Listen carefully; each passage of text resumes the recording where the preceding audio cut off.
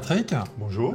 Je suis ravi de t'accueillir aujourd'hui dans les locaux de l'EMCC France à Paris, dans le cadre de notre prochain colloque 2019 qui aura lieu les 22 et 23 mars prochains, quai de Grenelle à Paris, sur le thème « Voyage vers 2050, quelle humanité ?»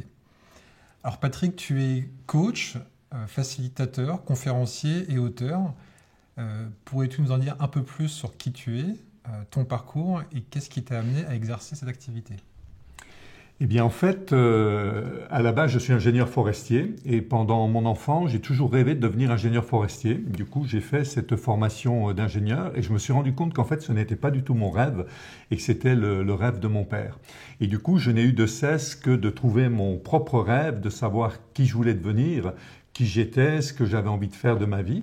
Et de proche en proche, j'en suis venu naturellement à m'intéresser au coaching parce que justement, c'est une des missions du coaching que de réaliser ce type d'accompagnement.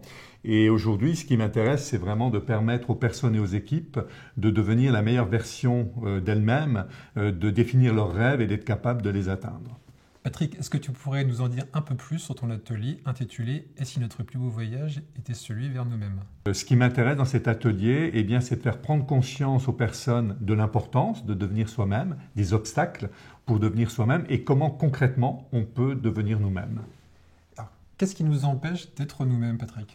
À titre personnel, ce qui m'a empêché d'être moi-même dans une partie de ma vie, c'était finalement les attentes de mon père vis-à-vis de moi-même. C'est-à-dire que mon père avait envie que je devienne ingénieur forestier et je crois qu'il ne m'a jamais demandé de le devenir, mais je me suis rendu compte que quand il regardait les ingénieurs forestiers, son regard brillait. Et en fait, j'ai eu envie de devenir ingénieur forestier pour que lorsqu'il me regarde avec ce même regard qui s'illumine.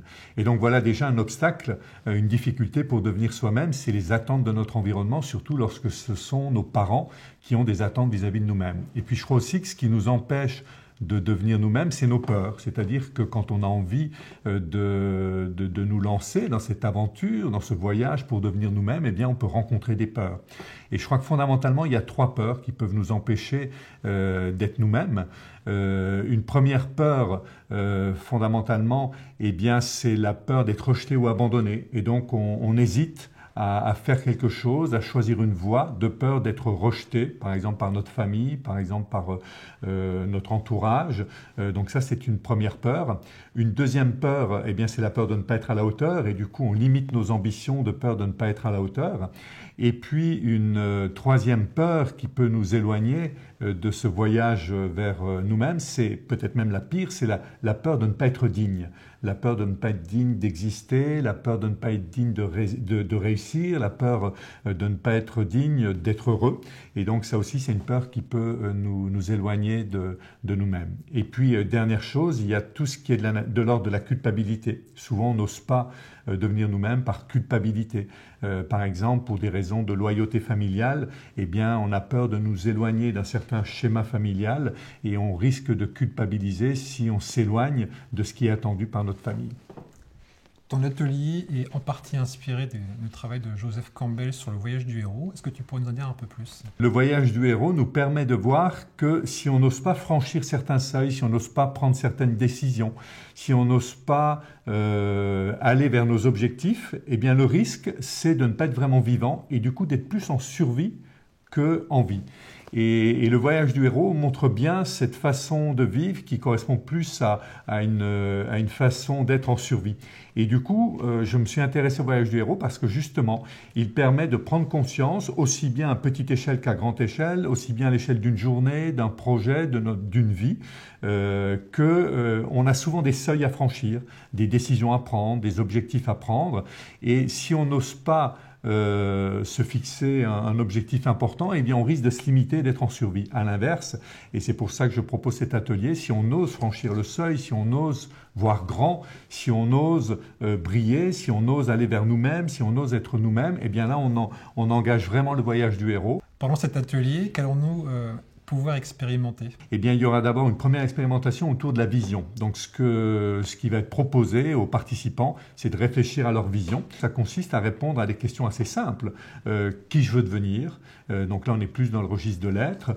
Qu'est-ce que je veux faire et qu'est-ce que je veux avoir? Et donc, on va accompagner les personnes qui seront présentes à préciser leur vision avec ce questionnement, probablement avec une méditation qui permettra non pas de réfléchir de façon cérébrale à qui je suis, ce que je veux devenir, ce que je veux avoir, ce que je veux faire, mais plutôt en se connectant à notre intuition, à notre intérieur, à notre cœur, pour définir véritablement notre vision. Et puis, il y aura une autre partie qui sera centrée sur proposer des outils d'auto-coaching, parce que ce voyage du héros, je crois qu'il est important de le faire dans le bien-être.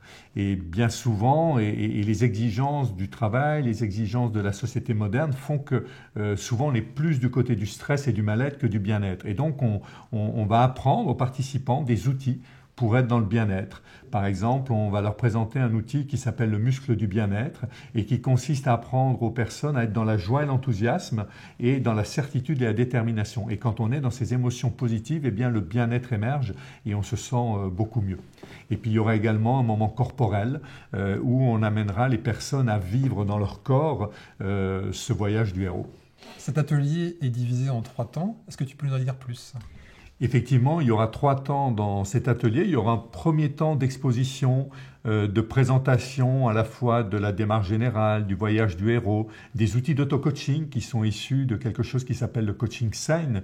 SAIN veut dire système d'alignement neuro-émotionnel et donc ce sera l'occasion de présenter un certain nombre de bases, des neurosciences par exemple, pour expliquer d'où viennent les outils qui seront ensuite expérimentés et quelles sont les bases scientifiques finalement de ces outils. Donc ça, ce sera un premier temps. Il y aura un deuxième temps d'expérimentation où là, les personnes qui seront présentes eh bien, seront amenées à expérimenter. Alors expérimenter, ce sera parfois échanger, ce sera parfois réfléchir et en particulier réfléchir à sa vision.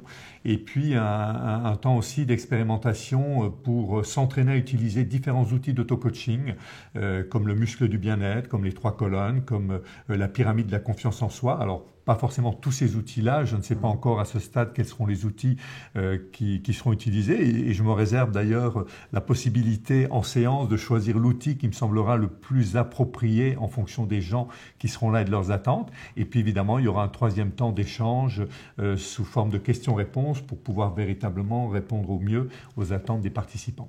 Alors Patrick, tu es auteur. Est-ce que tu peux nous en dire plus sur ton dernier livre ? Alors j'ai effectivement écrit un livre qui s'appelle Petit manuel d'anti-survie, oser passer du rêve à la réalité et qui est en lien avec cet atelier dans la mesure où le thème de ce livre c'est de proposer, d'encourager les lecteurs à sortir de la survie, c'est-à-dire d'une façon de vivre où on se limite par rapport à différentes choses. Et l'idée donc du livre, c'est de oser être soi-même, c'est oser rêver et de voir comment concrètement on peut passer du rêve à la réalité. Donc c'est un peu un manuel d'auto-coaching qui donne des clés pour permettre de définir ses rêves, de définir sa vision, à la fois d'un point de vue identitaire, mais aussi d'un point de vue objectif concret. Et une fois qu'on a fait ça, de voir comment on peut passer de ce rêve, de cette vision à la réalité. Eh bien, merci Patrick pour cette interview, très intéressant. Je te donne rendez-vous lors de notre prochain colloque, les 22-23 mars prochains, sur le thème Voyage vers 2050, quelle humanité. Merci Patrick. Merci beaucoup, à bientôt.